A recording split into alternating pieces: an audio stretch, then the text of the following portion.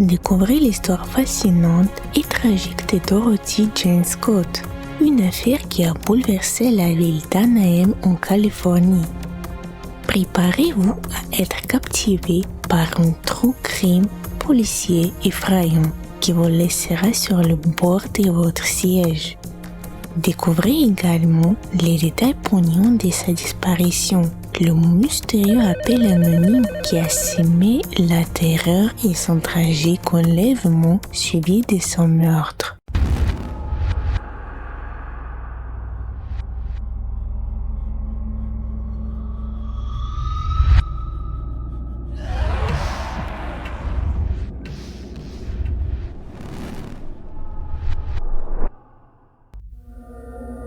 Dorothy Jane Scott est une mère célibataire de 32 ans qui vit avec son fils Sean, âgé de 4 ans, dans la maison de sa tante.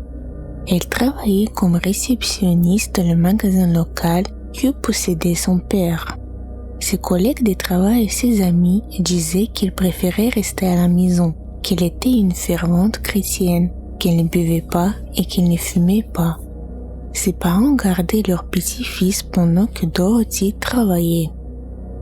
Le père a déclaré que sa fille voyait peut-être quelqu'un, mais qu'il n'avait pas de petits amis stables, dans la famille ou reconnaissance. Quelques mois avant sa disparition, elle a commencé à recevoir des appels anonymes d'un inconnu au travail. Parfois il lui avouait son amour, parfois il la menaçait de violence. L'inconnu prétendait également suivre Dorothy dans tous ses déplacements et décrivait des détails de sa vie quotidienne. Après avoir pris connaissance de ces détails, Dorothy a compris qu'il ne s'agissait pas d'une farce téléphonique. Elle a dit à sa mère qu'elle reconnaissait la voix mais qu'il ne se souvenait pas de l'homme. Un jour, il l'a rappelé. Il lui a dit de sortir parce qu'il avait une surprise pour elle. Et quand elle est sortie, elle a vu une rose rouge fanée sur le pare-brise de sa voiture. Selon sa mère, l'un des derniers rappels que Dorothy a reçus de cet homme particulièrement horrifiait sa fille. Au cours de cet appel, il lui a dit « Quand tu iras chez moi et que tu seras seul, je te couperai en morceaux pour que personne ne te trouve jamais. » Après ces appels effrayants, Dorothy décida de s'acheter une arme et commença à prendre des cours de karaté environ une semaine avant sa disparition. Le mercredi soir 28 mai 1980, Dorothy a laissé son fils chez ses parents et s'est rendue au travail où devait se tenir une réunion du personnel. Au début de la réunion, Dorothy a remarqué que son collègue Conrad Bostrom n'avait pas l'air bien et ne se sentait pas bien. En regardant de plus près, elle a vu une ampoule rouge et gonflée sur son bras. Effrayée par cette inflammation croissante, Dorothy a persuadé Conrad de la laisser les mener à l'hôpital. Un autre collègue, Pam Head, a proposé de les accompagner. Dorothy, Conrad et Pam montent dans le break blanc Toyota 1973 de Dorothy et se rendent à l'hôpital. En chemin, ils s'arrêtent brièvement chez ses parents pour qu'ils puissent prendre des nouvelles de son fils Sean.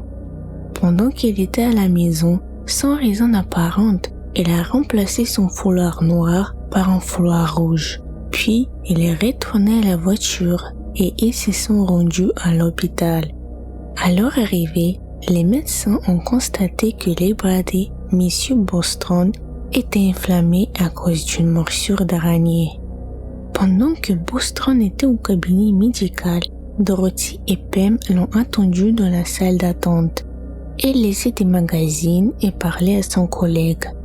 Finalement, Conrad Bostrom est sorti du cabinet, essayant toujours de déterminer le moment et l'endroit où il aurait pu rencontrer cette ignoble araignée. Pam et Bostrom ont fait la queue à la pharmacie de l'hôpital pour acheter les médicaments prescrits par le médecin. Dorothy a dit au garçon qu'elle amènerait la voiture jusqu'à l'entrée de l'hôpital pour que Bostrom malade n'ait pas à traverser tout le parking. Puis il est parti.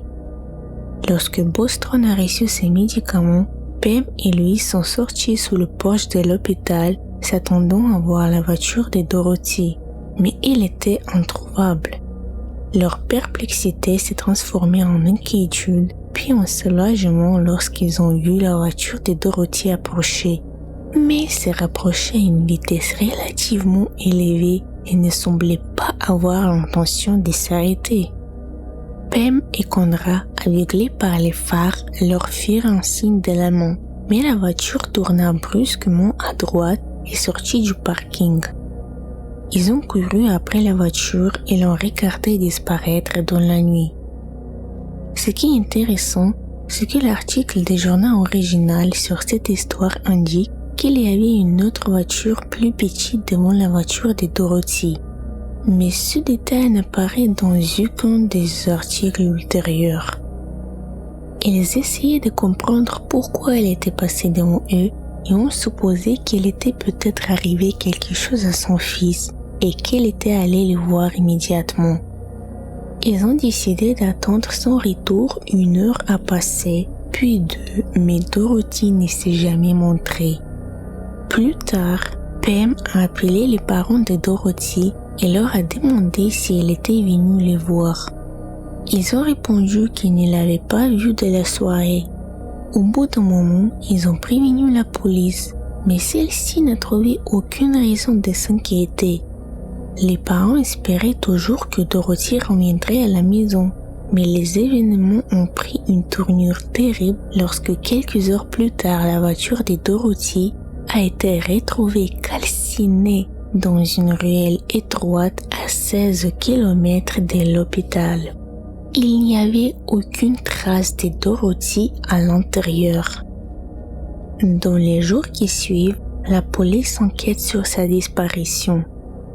Elle a conseillé à Jacob Scott, le père de Dorothy, de ne faire aucun commentaire aux journaux, aux journalistes de la télévision ou aux médias pour le moment. Mais les choses changent radicalement lorsque le téléphone sonne chez ses parents, 1 semaine après sa disparition, et que Vera, la mère de Dorothy, répond à l'appel. « Connaissez-vous Dorothy Scott ?» dit une voix d'homme. « Oui », répond Vera. « Je l'ai », dit l'inconnu, puis il raccroche. 1 semaine plus tard, Jacob Scott, à bout de patience, contacte le journal local. Il raconte la disparition de sa fille et le jour même, le téléphone sonne au bureau du rédacteur en chef. « Je l'ai tuée, j'ai tué Dorothy Scott. C'était mon amour. Je l'ai surprise en train de tromper avec un autre homme. Elle a nié avoir quelqu'un d'autre. Je l'ai tuée. » L'auteur de l'appel a également fourni quelques détails. Il savait que Dorothy portait un foulard rouge ce soir-là. Il était également au courant de la morsure de l'araignée de Bostrom. L'homme non identifié a affirmé que Dorothy l'avait appelé pour lui dire qu'il était à l'hôpital, mais c'était dans les années 1980 et les téléphones portables n'existaient pas encore, de sorte que Dorothy n'aurait pas pu l'appeler de là. En outre, personne ne l'avait jamais vu passer un appel depuis une cabine téléphonique. Fred, qui est resté avec Dorothy pendant que Bostrom était dans le cabinet du médecin, a insisté sur le fait que personne n'aurait pu l'appeler parce que Dorothy ne l'a jamais quitté de toute la soirée, sauf une fois. Elle était allée aux toilettes juste avant de se rendre au parking. La police n'a trouvé aucune preuve. Il n'avait aucun suspect et l'enquête s'est progressivement arrêtée. Mais les appels téléphoniques menaçants n'ont pas cessé. Presque tous les mercredis pendant 4 ans, le téléphone a sonné dans la maison de la famille Scott. Les appels étaient passés pendant la journée lorsque la mère de Dorothy était seule à la maison. L'interlocuteur demandait « Dorothy est-elle à la maison ?» ou disait « Il l'a tuée ».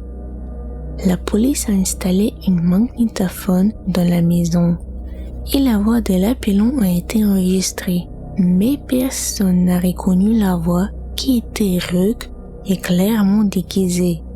La police a essayé de tracer l'appel, mais l'appelant n'est jamais resté en ligne assez longtemps pour qu'il puisse le tracer. Cependant, les appels ont cessé brusquement en avril 1984, après que Jacob, le père de Dorothy, a répondu à l'appel au lieu de sa mère comme d'habitude. Jacob a supposé que l'appelant pensait probablement que la maison avait désormais de nouveaux locataires. 3 mois et demi après le dernier appel et 4 ans après la disparition de Dorothy, un ouvrier a trouvé des restes de squelettes sur Santa Ana Canyon Road à Anaheim. Ces restes appartenaient à un chien. Sous les restes du chien, légèrement recouverts de terre, se trouvaient des ossements humains. Des os du bassin, de fémur, des os du bras et un crâne. Les ossements étaient accompagnés d'un anneau de bouleau et d'une horloge qui s'est arrêtée à 12h30 le 29 mai 1980. Dorothy a disparu le 28 mai. La mère de Dorothy a reconnu que l'anneau de bouleau appartenait à sa fille et 1 semaine plus tard, les restes ont été identifiés et confirmés comme étant ceux de Dorothy Scott. Après l'apparition de l'article du journal sur les restes, la famille Scott a reçu 2 autres appels d'une voix familière demandant « Dorothy est-elle à la maison ?» Le père de Dorothy, Jacob Scott, est décédé en 1994 et sa mère, Vera Scott, en 2002. Ils n'ont jamais appris l'identité de l'homme qui a tué leur fille, l'homme qui a versé du sel sur leurs blessures chaque semaine pendant 4 ans. Qu'est-il arrivé à Dorothy Scott? Je vais vous donner ma théorie sur sa disparition et son meurtre. Dorothy a probablement été enlevée et assassinée par un homme qui n'arrêtait pas de l'appeler. Il était peut-être atteint d'une maladie mentale. Il a créé une fausse histoire d'amour à partir de son obsession pour elle. Il a probablement suivi la nuit où il est allé à l'hôpital. Il l'a peut-être revu avec Conrad, qui avait été mordu par une araignée. Il l'a pris pour un autre amant. Ce qu'elle a rapporté dans l'un de ses appels en disant « Je l'ai surprise en train de tromper avec un autre homme ». Après que Dorothy s'est rendue sur le parking pour garer sa voiture devant le porche de l'hôpital, il l'a attaqué et l'a menacé d'une arme en lui disant de sortir de là. Ou bien, il a conduit la voiture lui-même et les gars ne pouvaient pas les voir parce qu'il faisait nuit et qu'il était aveuglé par les phares. Selon une autre version, il avait sa propre voiture, comme le prouve un article du journal qui indique qu'une autre voiture s'est trouvée devant celle de Dorothy. Mais pour une raison quelconque, les articles ultérieurs ne mentionnaient pas la 2e voiture, ce qui signifie qu'il aurait pu l'obliger à le suivre dans la 2e voiture. Cette théorie explique également le fait qu'il savait pour son écharpe rouge et la morsure d'araignée lorsqu'il l'a signalé lors d'un appel téléphonique quelques jours après sa disparition. Peut-être que lorsqu'il l'a enlevé sur le parking, il était furieux de l'avoir surprise avec quelqu'un d'autre.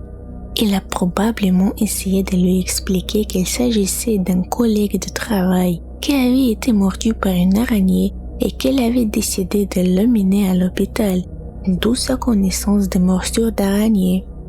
Quant à l'écharpe rouge, le détail le plus frappant et le plus mémorable. C'est pourquoi il l'a mentionné. Il est toutefois étrange qu'il ait décidé de remplacer son écharpe noire par une écharpe rouge lorsqu'elle s'est arrêtée chez elle pour se rendre à l'hôpital. Une autre bizarrerie est que les appels au domicile de la famille Scott ont cessé après que le père de Dorothy, et non sa mère, a répondu au téléphone. Le meurtrier connaissait peut-être un peu le père de Dorothy et craignait qu'il le reconnaisse. Dorothy a dit à sa mère que la voix de l'inconnu était familière, mais elle ne se souvenait pas de l'homme. Il est possible que Ravisseur ait été un coursier pour l'un des employés du magasin où il travaillait, ou un releveur des comptes, un facteur ou quelque chose de similaire. Probablement quelqu'un à qui elle parlait 1 ou 2 fois par semaine. La voix lui est familière, mais il ne se souvient pas de lui. Cela expliquerait également comment il a pu la suivre. Le voyage à l'hôpital est également un peu étrange. Conrad et Pam ont peut-être vu quelque chose d'autre et en savent plus que nous. Ils ont ceux qui étaient les derniers à la voir vivante et qui sont généralement les témoins les plus importants. 4 décennies se sont écoulées depuis la disparition et le meurtre de Dorothy Scott, mais l'affaire reste mystérieuse et non résolue. Que pensez-vous qu'il soit arrivé à Dorothy Scott? Vous avez aimé cette vidéo? Abonnez-vous dès maintenant à notre chaîne pour ne manquer aucune de nos prochaines vidéos captivantes. N'oubliez pas de nous laisser un petit commentaire pour nous faire part de votre avis et de partager cette vidéo avec vos amis afin qu'ils puissent en profiter également. Votre soutien compte énormément pour nous.